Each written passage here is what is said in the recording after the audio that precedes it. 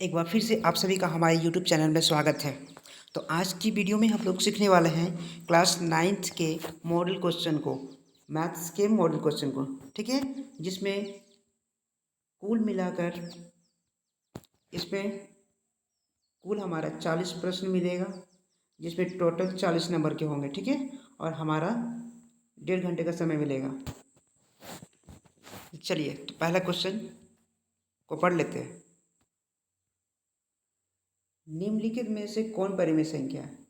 तो देखिए 10√3, √3 एक अपरिमेय संख्या है और 10 एक परिमेय संख्या है। तो परिमेय और अपरिमेय संख्या का जो गुणनफल होता है वो एक अपरिमेय संख्या होता है, ठीक है। इसलिए और पाई एक अपरिमेय संख्या है, 10√3 एक अपरिमेय संख्या है। अतः ये सब हमारा सब अपरिमेय है, केवल और केवल ऑप्शन नंबर ए ही हमारा एक परिमेय संख्या दिख रहा है, ठीक है। तो क्वेश्चन पहले का ऑप्शन नंबर ए सही उत्तर हो जाएगा, ठीक है। चलिए क्वेश्चन नंबर सेकेंड। दो परिमेय संख्याओं का गुणनफल हमेशा निम्न में से क्या होता है? तो हम लोग जानते हैं कि दो परिमेय संख्या का गुणनफल जो होता है हमेशा एक परिमेय संख्या होता है, सदैव एक परिमेय संख्या होता है, ठीक है। परिमेय संख्या होता है। तो हमारा option number B will be the correct answer of question second. चलिए क्वेश्चन नंबर थर्ड देखते हैं क्या कह रहा है। जीरो किस प्रकार की संख्या है? जीरो एक परिमेय संख्या होता है, ठीक है। चलिए नेक्स्ट क्वेश्चन। क्वेश्चन नंबर 4 क्या कह रहा है? प्रत्येक परिमेय संख्या है, प्रत्येक परिमेय संख्या क्या होता है? एक रियल नंबर होता है, यानी कि ऑप्शन नंबर डी भी इसका सही उत्तर होगा। क्वेश्चन नंबर 5, 3 तथा 4 के बीच निम्न में से कौन सी परिमेय संख्या है? तीनों 4 के बीच में पूछा जा रहा है, ठीक है। तो 2 पाई नहीं होगा, ये भी नहीं होगा, ये भी नहीं होगा। देखिए 10 को 3 से डिवाइड करते हैं तो हमारा आ रहा 3.3 डॉट डॉट, इस तरह समथिंग कुछ आएगा। तो हमारा option number B will be the correct answer of question 5। 3 और 4 ये जो नंबर लाइन है इसके बीच में होता है 3.5, तो 3.3 कहीं ना कहीं यहाँ पे होगा। तो ऑप्शन नंबर हमारा बी सही हो जाएगा, ठीक है, करेक्ट आंसर।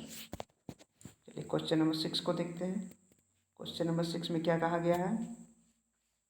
यदि यदि 64 का पावर x इक्वल टू 8 हो तो x का वैल्यू ज्ञात करना है ना, x का वैल्यू क्या होगा, ठीक है।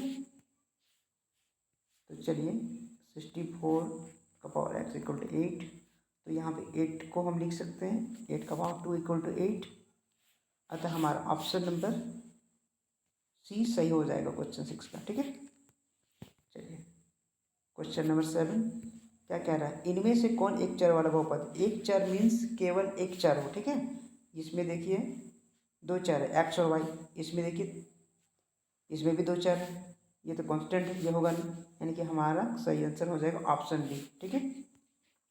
चलिए क्वेश्चन नंबर 8 क्या कह रहा है? बहुपद का 2x + 6 का शून्यक कौन है? शून्यक पूछा गया है।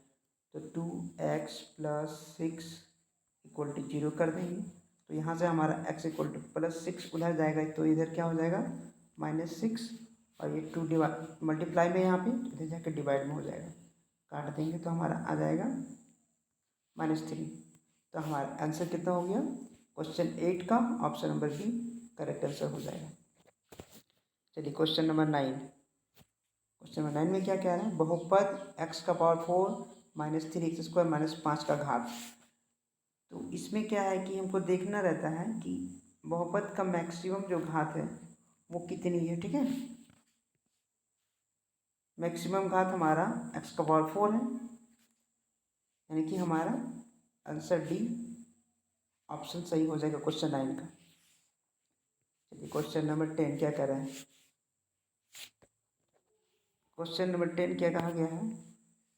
यदि P X equal to x-1 है तो पी 0 का मान क्या होगा? यहाँ पे 0 पुट करेंगे वैल्यू, तो 0 - 1 इक्वल टू -1, यानी कि हमारा क्वेश्चन 10 का ऑप्शन नंबर सी -1 सही हो जाएगा, ठीक है। चलिए क्वेश्चन नंबर 11 क्या कह रहा है? 2x³ - 5x² - x + 3 में x² का कोएफिशिएंट पूछा गया, ठीक है। तो देखिए एक्स स्क्वायर का कोएफिशिएंट क्या है -5, ठीक है। तो हमारा -5 ऑप्शन नंबर कितना में दिया हुआ है, बी में। ये हमारा सही हो जाएगा उत्तर। क्वेश्चन नंबर 12 को देखते हैं। यदि किसी बहुपद P X equal to X power 31 plus 1 है को x - 1 से विभाजित यानी कि भाग करते हैं तो रिमाइंडर क्या होगा, ठीक है। तो x - 1 इक्वल टू 0 कर देते हैं तो x इक्वल टू 1 हो जाएगा, ठीक है। तो इसमें वैल्यू पुट कर देते हैं 1 का पावर 31 प्लस 1, और हमें सभी को पता है कि 1 का पावर चाहे जितनी भी हो, लाख भी क्यों ना हो, तो रिजल्ट 1 ही होता है, यानी कि 1 + 1 = 2। तो हमारा option number D will be the correct answer of question 12। Got it. Question number 13, निम्न में से कौन सा बहुपद द्विपद है। द्विपद मीन्स केवल 2 टर्म होनी चाहिए, ठीक है। ये नहीं होगा, ये नहीं होगा, ये नहीं होगा, यानी कि ऑप्शन नंबर हमारा C will be the correct answer of question 13। Got it. Question number 14, x² - 9x + 14 का गुणनखंड ज्ञात करना, ठीक है। तो इसमें क्या हो जाएगा हमारा x² - 7x - 2x + 14। यहाँ से हमारा कॉमन होने वाला है x - 7, यहाँ पे 2x - 7। तो हमारा जो आंसर होगा वो हो जाएगा x - 2 और x - 2। Option x - 7 and x - 2, that is option number B will be the correct answer of question 14। Moving ahead, question number 15 क्या कह रहा है। क्वेश्चन नंबर 15 में बिंदु बी का निर्देशांक, ठीक है। तो बिंदु बी हमारा कहाँ पे है, बिंदु बी का निर्देशांक जो होगा वो हमारे इधर से -5, यहाँ पे -3, ठीक है। चलिए देखते हैं -5 - 3 किस ऑप्शन में दिया हुआ है। Option number C will be the correct answer of question 15। Next question की ओर चलते हैं। क्वेश्चन नंबर 16 क्या कह रहा है, निर्देशांक -3 - 5 द्वारा पहचाना गया बिंदु। देखते हैं, हमारे ये थर्ड क्वाड्रेंट में रहेगा। -3 - 5 यानी कि the point will be E.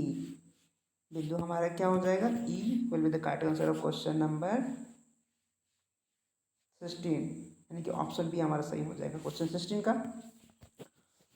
Question 17 में क्या कहा गया है, डी का भुज। भुज मतलब एक्स एक्सिस जो होता है ना, हमें हमारा एक्स एक्सिस को ही हम क्या कहते हैं, एक्स अक्ष को भुज नाम से भी जाना जाता है, ठीक है। तो बिंदु डी का भुज जो है, बिंदु डी हमारा यहाँ पे दिया भुज पूछा गया है, तो एक्स का निर्देशांक को लिख देना है 6। बिंदु डी का भुज हमारा का ऑप्शन नंबर 6 यानी कि ए सही हो जाएगा क्वेश्चन 17 का। क्वेश्चन नंबर 18 में क्या कहा गया है, बिंदु एच का, बिंदु एच की कोटि, ठीक है। बिंदु एच की कोटि, चलिए ग्राफ में बिंदु एच हमारा कहाँ दिया हुआ है, यहाँ, ठीक है। कोटि पूछा गया ना, y का वैल्यू -3 हो जाएगा। बिंदु एच की कोटि कितनी हो जाएगी, एच की कोटि -3, यानी कि option number B will be the correct answer. Question number 19, बिंदु एम का निर्देशांक, यानी कि कोऑर्डिनेट पूछा गया है बिंदु एम का। चलिए ग्राफ में बिंदु एम हमारा यहाँ पे है, तो इसका निर्देशांक हो जाएगा एक्स की वैल्यू -3 और वाई का वैल्यू, एक्स एक्सिस में वाई का वैल्यू हमेशा 0 होता है, यानी कि -3, 0 हो जाएगा, ठीक है। बिंदु एम के निर्देशांक क्या हो जाएगा यहाँ पे, -3, 0, यानी कि ऑप्शन नंबर बी इसका भी सही रहने वाला है।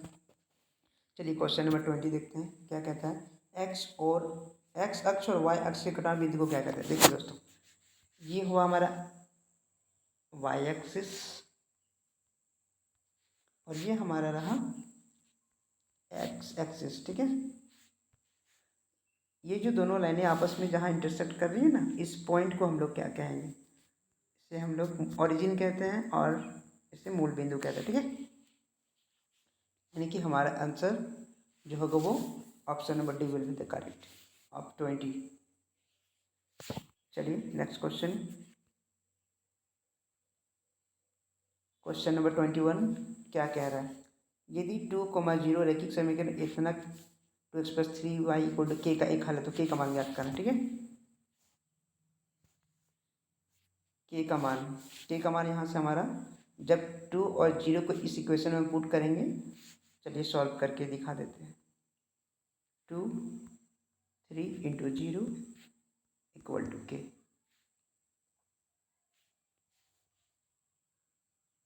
2 into 2 plus 3 into 0 equal to K. तो हमारे यहाँ से 4 होगा, ये पूरा 0 हो जाएगा, तो 4 के का मान कितना हो जाएगा 4। That is the option number A will B correct answer of 21 question. Question number 22 दो चर वाले रैखिक समीकरण का मानक रूप क्या होता है? दो चर वाले रैखिक समीकरण का मानक रूप ये हमेशा होगा ax plus B Y sorry ax plus B equal to 0 के रूप का, ठीक है। Option number A will be the correct answer of this question. Question number 13 दो चर वाले रैखिक समीकरण ग्राफ प्रदर्शित करता है, क्या करता है? एक सरल रेखा। Option number A will be the correct answer. Question number 24 x equal to 5 comma y equal to 2 निम्नलिखित में से किस रैखिक समीकरण का हल है? तो ये ऑप्शन नंबर सी हो जाएगा, ठीक है। यहाँ पे 5 बैठाएंगे, यहाँ पे 2 बैठाएंगे, तो आ जाएगा हमारा 7, ठीक है।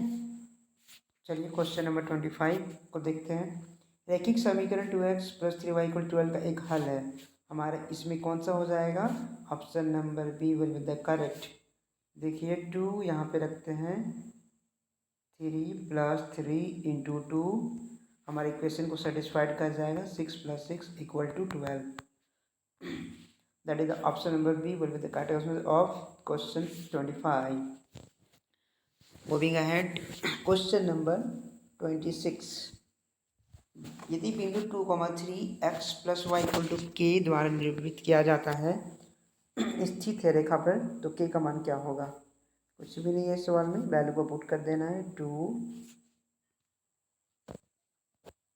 लिख लीजिए,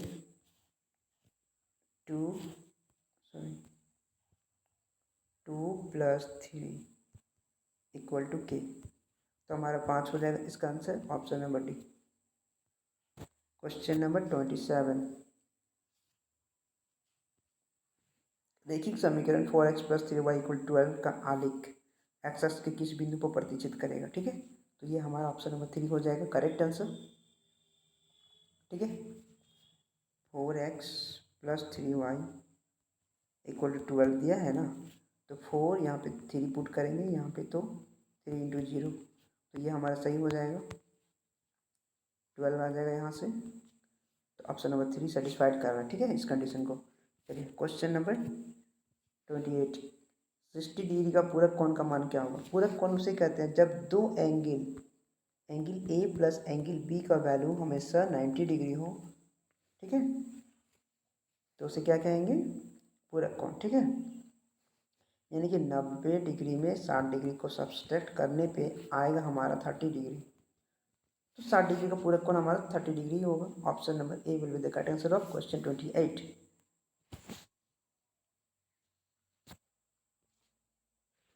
क्वेश्चन नंबर 29 वह कोण जो 90 डिग्री से अधिक तथा 180 डिग्री से कम हो कहलाता है? न्यून कोण 0 डिग्री से बड़ा बट 60 डिग्री से छोटा होता है। समकोण तो 90 डिग्री कोण को कहते हैं। अधिक कोण वह कोण होता है जो हमारा 180 डिग्री से बड़ा होता है और 360 डिग्री से छोटा होता है। तो एक ही ऑप्शन बचा, यानी कि ऑप्शन नंबर डी इस क्वेश्चन का सही उत्तर होगा। चलिए क्वेश्चन नंबर 13 क्या कह रहा है? उस कोण की माप क्या है जो अपने पूरक कोण के आधे से 30 डिग्री अधिक हो, ठीक है। तो दोस्तों इस क्वेश्चन का आंसर हमारा डी करेक्ट होगा, ठीक है। थैंक यू, आज के लिए इतना ही। जय हिंद, जय भारत।